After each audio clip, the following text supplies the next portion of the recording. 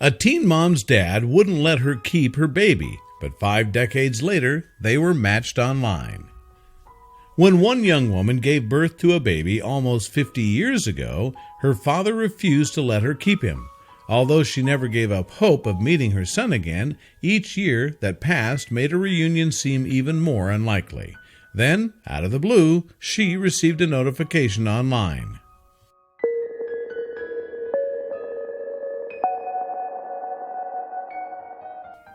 Thai Niblet was born in Vietnam. She was young during the Vietnam War and was a striking-looking girl.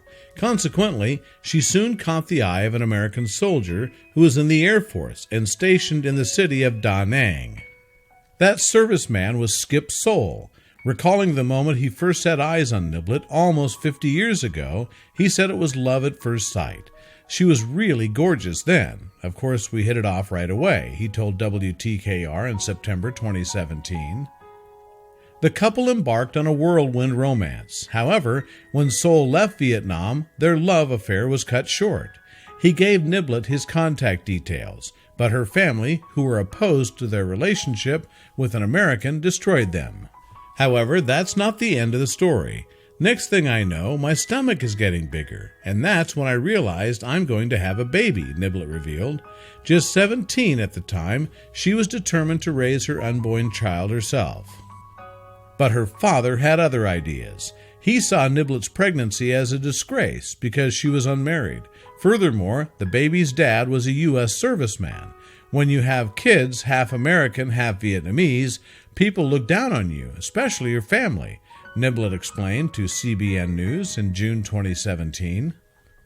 Nevertheless, Niblet continued with her pregnancy. She later gave birth to a boy that she called Tran Vang Hung.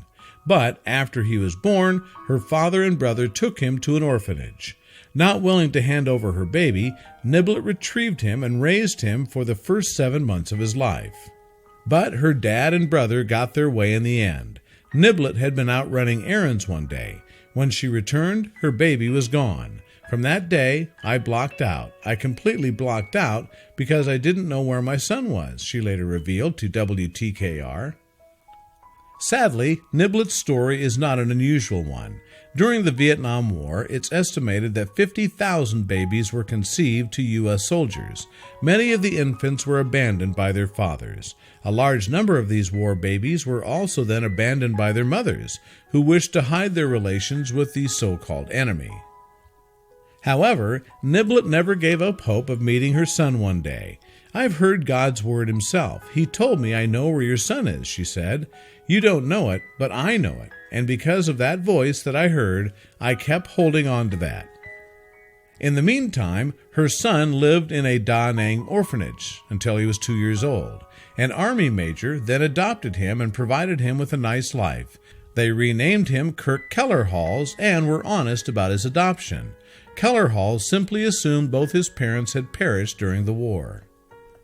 This was not a case where I was looking for my parents, Kellerhalls explained. I thought they were gone. I thought they were dead. I was very grateful for the family I had. I grew up in a very loving home and never went without. I had more opportunities than probably most kids my age. So, Kellerhalls grew up and made a home for himself in Virginia Beach, Virginia.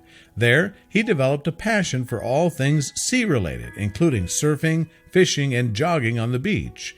It was this side of his character that got him wondering about his heritage. With me being half Vietnamese, the other half was just that big question mark. With my love for the beach, my dark skin, loving the Polynesian lifestyle, and having visited Hawaii once, I claimed Hawaii as my second half, Kellerhalls explained. Kellerhalls' wife, who is from the Philippines, disagreed that Kellerhalls was half Hawaiian. If anything, she believed he was part Filipino, like her. So, just to resolve the dispute, Kellerhalls submitted an online DNA test. He was awaiting his results when he got an unexpected email.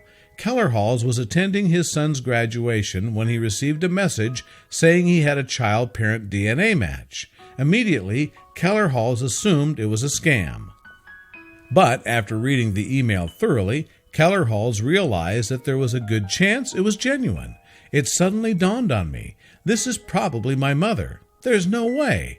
This is impossible. She's dead, he said. Niblet was now living in San Antonio, Texas with her husband. She had searched extensively for her son since arriving in America. At first, she looked in the phone books, but when the technology arrived, she pinned her hopes on a DNA test. Niblet and her son reunited for the first time in 48 years in June 2017. The pair shared an emotional embrace, and Niblet thanked God for finally bringing her to her long-lost baby. "Thank you for finding me," a grateful Kellerhals replied. And that wasn't the end of Kellerhals' journey of discovery. Shortly after meeting his mother, he reached out to his biological father. The threesome reunited in August 2017, and Kellerhals could finally see himself in someone else. "I've definitely got his nose and ears. And his hairline," he said. "I got her smile and eyes. Wish I had half her strength."